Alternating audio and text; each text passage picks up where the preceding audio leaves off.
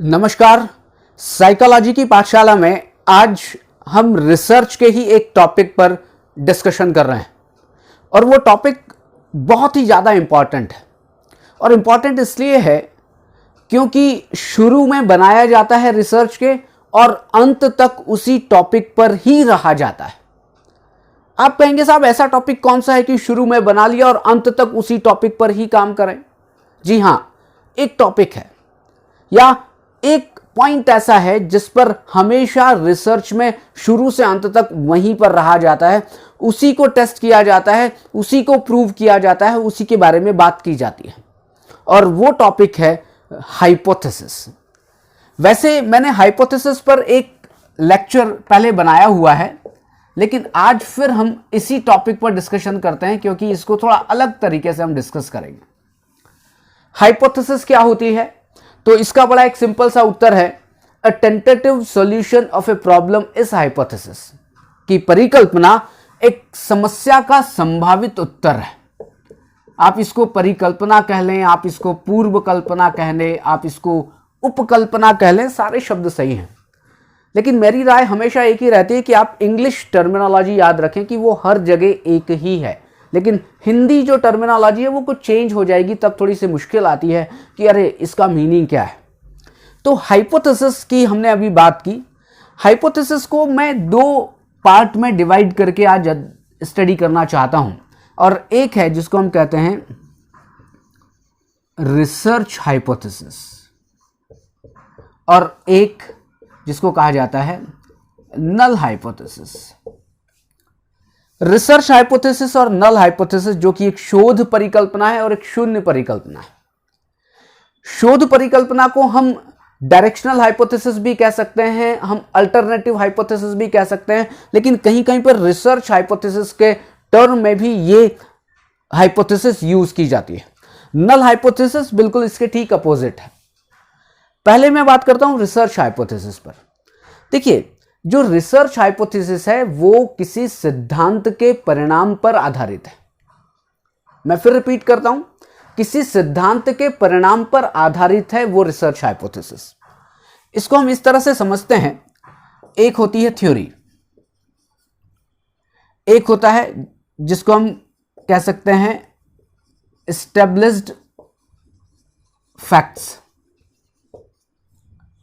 एक हम इसको कह सकते हैं एस्टेब्लिश्ड नॉलेज। अब देखिए, तीन बातें यहां की हैं। एक मैंने बात की थ्योरी की, एक बात की एस्टेब्लिश्ड फैक्ट्स की, एक बात की एस्टेब्लिश्ड नॉलेज की।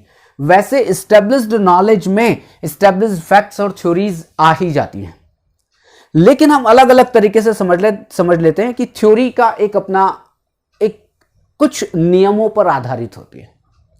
जैसे एक थ्योरी है जिसको हम कहते हैं अभ्यास का सिद्धांत, थ्योरी ऑफ प्रैक्टिस। और थ्योरी ऑफ प्रैक्टिस क्या कहती है कि अभ्यास हम करते जाते हैं तो हम जल्दी सीखते हैं, अभ्यास हम करते हैं तो हम अच्छी तरह सीखते हैं, मतलब ज्यादा ठोस सीखते हैं। ये थ्योरी ऑफ प्रैक्टिस है कि करत करत अभ्यास के जड़मति होत सुजान। आपने सुना होगा कि आप अभ्यास करते रहिए कि practice makes a man perfect. उसके बाद एस्टेब्लिश्ड फैक्ट्स, कुछ एस्टेब्लिश्ड फैक्ट्स मतलब पहले के जो रिसर्चेस हुए हैं उनके कुछ फैक्ट्स अवेलेबल हैं और उनके आधार पर भी हम कुछ बातें करते हैं। एस्टेब्लिश्ड नॉलेज मतलब कि पहले से नॉलेज है, वो भंडार है, उस भंडार में से जो कुछ आ रहा है उसके आधार पर भी हम लोग परिकल्पना बनाते हैं।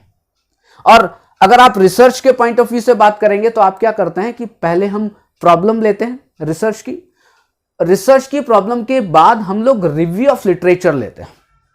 और रिव्यू ऑफ लिटरेचर का मतलब ही यही है कि आप उस टॉपिक से रिलेटेड थ्योरी को देख रहे हैं, एस्टेब्लिश्ड फैक्ट्स को देख रहे हैं, एस्टेब्लिश्ड नॉलेज को रिव्यू कर रहे हैं और उसके आधार पर आप अपने लिटरेचर रिव्यू लिख रहे हैं। और जब लिटरेचर रिव्यू आप लिखते हैं, लिटरेचर रिव्यू को आप देखते हैं, समझते हैं, तो उसी के आधार पर आप परिकल्पना का निर्माण करते हैं, चाहे वो रिसर्च हाइपोथेसिस हो, चाहे वो नल हाइपोथेसिस हो। और मैंने क्या कहा, रिसर्च हाइपोथेसिस वो है जो इन तीनों के मतलब कि एस्टेब्लिश्ड जो नॉलेज है इसके परिणाम पर आधारित होती है और हम ये मानकर चलते हैं कि जो हम हाइपोथेसिस बना रहे हैं वो यथार्थ है। यथार्थ मतलब वो बिल्कुल एक्यूरेट है, जो सिद्धांत ने कहा है वो होगा। ये कहा गया है कि प्रैक्टिस से लर्निंग अच्छी होती है तो होगी। ये हमने रिसर्च हाइपोथेसिस बनाई। जैसे अगर हम योग के ऊपर बात करते हैं कि effect of yoga on hypertension, अब आप योग से रिलेटेड जो एस्टेब्लिश्ड फैक्ट्स अवेलेबल हैं, नॉलेज अवेलेबल है, आप लिटरेचर अवेलेबल है, आप उनको देखें और देखने के बाद आप क्या करेंगे, एक रिसर्च हाइपोथेसिस बनाएंगे कि साहब योग से हाइपरटेंशन कम होता है। ये बिल्कुल एक्यूरेट बनाई गई, एक्यूरेट मतलब किसी एक पॉजिटिव डायरेक्शन में बनाई गई कि साहब ऐसा होता है। किसके आधार पर कहा आपने? इनके आधार पर आपने कहा कि ऐसा होता है। इसलिए रिसर्च हाइपोथेसिस क्या होती है? बिल्कुल यथार्थ होती है, मतलब जो सिद्धांत ने कहा उसके आधार पर बनाई जाती है। अब दूसरी बात करते हैं नल हाइपोथेसिस।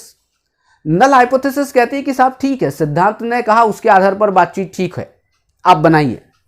लेकिन कभी कभी सिद्धांत कहते हैं कि साहब सिद्धांत कहते हैं ए भी सही है और सिद्धांत कहता है बी भी सही है। अब मैं किस फेवर में बात करूं? एक टॉपिक लेते हैं कि लड़के बुद्धिमान हैं या लड़कियां बुद्धिमान हैं, और मैं एक टॉपिक, एक कंपैरेटिव स्टडी कर रहा हूं कि लड़के और लड़कियों में इंटेलिजेंस को लेकर एक कंपैरेटिव स्टडी करनी है, तो मुझे हाइपोथेसिस बनानी पड़ेगी। रिसर्च हाइपोथेसिस क्या कहेगी कि साहब ऐसा करिए कि जो तथ्य अवेलेबल हैं, कौन ज्यादा बुद्धिमान है, उसके आधार पर बना दीजिए कि लड़के लड़कियों से ज्यादा बुद्धिमान होते हैं या लड़कियां लड़कों से ज्यादा बुद्धिमान होती हैं, कैसी भी बना लीजिए। लेकिन क्या ज्यादातर फैक्ट्स ये ऐसा कहते हैं कि लड़कियां ज्यादा बुद्धिमान होती हैं, या ज्यादातर फैक्ट्स ऐसा कहते हैं कि लड़के ज्यादा बुद्धिमान होते हैं? तो आप ये देखेंगे कि कुछ फैक्ट्स ऐसे हैं, कुछ एस्टेब्लिश्ड नॉलेज या कुछ रिव्यू ऑफ लिटरेचर ऐसा है जो कहता है कि साहब लड़कियां ज्यादा इंटेलिजेंट हैं, कुछ कहता है साहब लड़के ज्यादा इंटेलिजेंट हैं।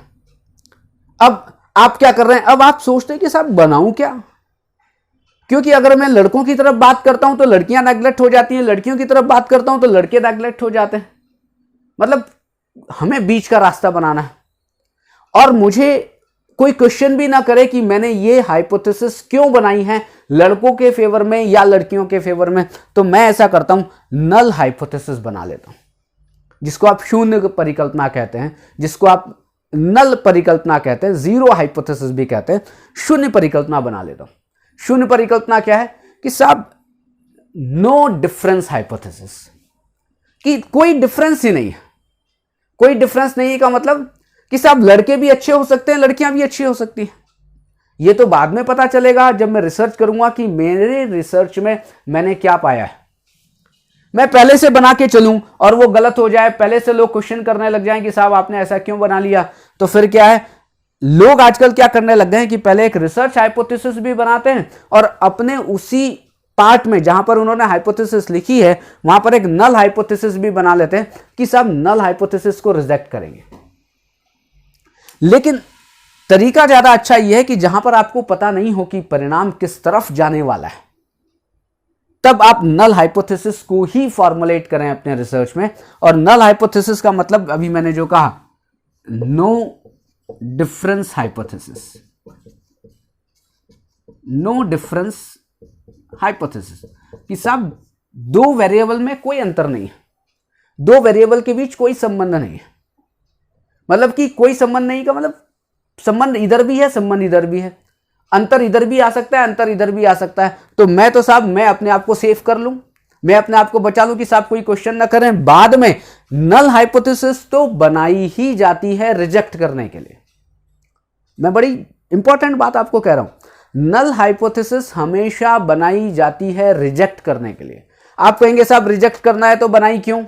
बचने के लिए, क्योंकि उस टॉपिक के लिए हमारे पास फैक्ट्स कम अवेलेबल थे, और अवेलेबल थे तो कहीं ना कहीं कंट्राडिक्शन था, तो हमने इसके लिए नल हाइपोथेसिस बनाई। और नल हाइपोथेसिस जब बनाएंगे तो जो भी स्टैटिस्टिकल, जो भी डेटा अपने पास आएगा, तो डेटा सिग्निफिकेंट हो या ना हो, लेकिन थोड़ा भी मीन में अंतर आया, मीन मतलब मध्यमान में, एक का मीन दूसरे का मीन, लड़कों का मध्यमान लड़कियों का मध्यम, थोड़ा भी अंतर आया तो हम एक तरफ कह सकते हैं कि साहब मेरे रिजल्ट में लड़कियां ज्यादा बुद्धिमान हैं या मेरे रिजल्ट में लड़के ज्यादा बुद्धिमान हैं। लेकिन कब? मैं बाद में कहूंगा जब मैं रिसर्च कर लूंगा। अभी तो मैं क्या कह रहा हूं कि लड़के और लड़कियों की बुद्धि में कोई सार्थक अंतर नहीं है। Null hypothesis, there is no significant difference in intelligence between boys and girls. Research करते हैं, रिसर्च करने के बाद लड़कों के फेवर में रिजल्ट मेरा जाता है, मैं कहता हूं कि साहब मैं नल हाइपोथेसिस को रिजेक्ट करता हूं और मैं एक नई हाइपोथेसिस का निर्माण करता हूं। किसके लिए? फ्यूचर वालों के लिए, जो फ्यूचर में रिसर्च कर रहे हैं कि साहब लड़के ज्यादा बुद्धिमान होते हैं अकॉर्डिंग टू माई रिसर्च, या लड़कियां ज्यादा बुद्धिमान होती है अकॉर्डिंग टू माई रिसर्च। लेकिन पहले हम क्या बात कर रहे हैं? नल हाइपोथेसिस की। तो ये आप बड़े ध्यान से कोई भी हाइपोथेसिस ना बना ले कि साहब मेरी मन आया, मैंने research hypothesis, directional hypothesis, alternative hypothesis, जो भी आप नाम ले लें, आपने ये बना ली। कोई कहता है साहब मैंने नल बना ली। ऐसा नहीं, कोई भी बना नहीं ली जाती, एक कारण होता है क्यों बनाई है। आपसे क्वेश्चन है कि आपने नल हाइपोथेसिस क्यों बनाई? क्या उसके लिए फैक्ट्स अवेलेबल नहीं थे? क्या उसके लिए स्टोर्ड नॉलेज, मतलब कि एस्टेब्लिश्ड नॉलेज किसी एक फेवर की बात नहीं कर रहा था?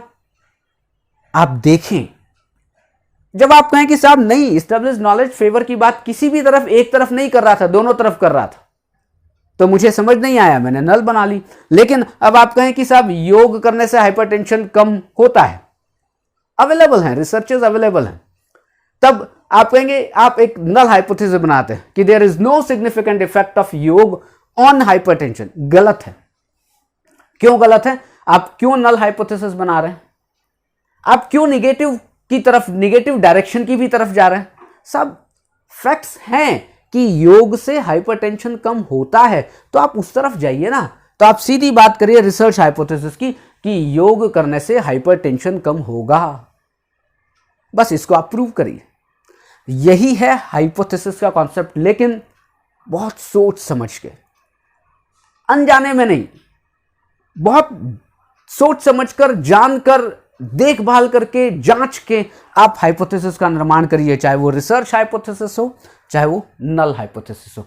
इसके विषय में मैंने पहले डिटेल में वीडियो बनाया हुआ है। आज तो केवल मैं एक अंतर समझाने की कोशिश कर रहा था। आप उस वीडियो को आप जाकर देख सकते हैं। डॉक्टर विवेक माहेश्वरी यूट्यूब चैनल का नाम है, और उसमें एक रिसर्च मैथोडोलॉजी एक प्लेलिस्ट है, और उस प्लेलिस्ट में आप जाकर देखेंगे तो वहां पर हाइपोथेसिस के ऊपर लेक्चर आपको मिलेंगे। आज के लिए इतना ही। आप सब अपना ख्याल रखिए, अपने परिवार का ख्याल रखिए, और हैप्पी फादर्स डे।